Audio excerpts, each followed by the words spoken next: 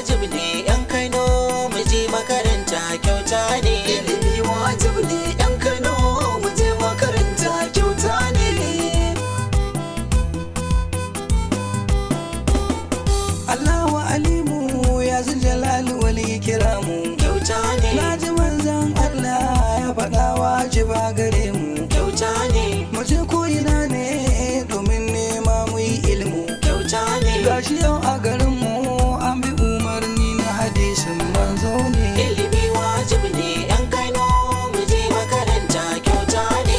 Allahu alimu ya zul jalali wal ikramu Kyauta ne. naji manzon Allah ya faɗa wajiba gare mu. Kyauta ne. mu je ko ina ne domin nema mu yi ilmu. Kyauta ne. Gashi yau a garin mu an bi umarni na hadisin manzo ne. Ilimi wajibi ne yan Kano mu je makaranta kyauta ne. Mun gode gwamna Ganduje da ya ce mai ilimi. Kyauta ne. Ilimi kyauta daga firamare har sakandire ne. Kyauta ne.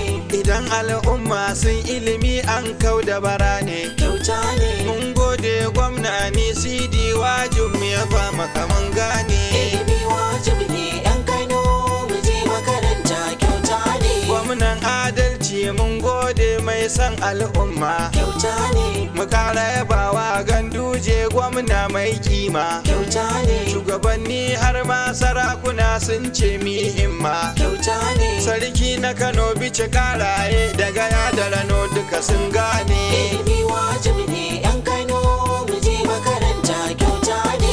Salamu alaikum yan tsangaya ina gaida ku. Kyauta ne. Alheri ya zo kada wani ya zarbuta ku. Kyauta ne. Kadimul Islami ya zo shi har cikin zauren ku. Kyauta ne. Ilimin zamani zai zo gare ku zai iske ku kyauta ne. Ilimi wajibi ne yan Kano mu je makaranta kyauta ne. Ilimi kyauta ne a yanzu ba batun nokewa. Kyauta ne. Ga gwamna ya zo lamarin za ya zama gyarawa. Kyauta ne. Ba kuɗin makaranta littattafai ana miƙowa. Kyauta ne.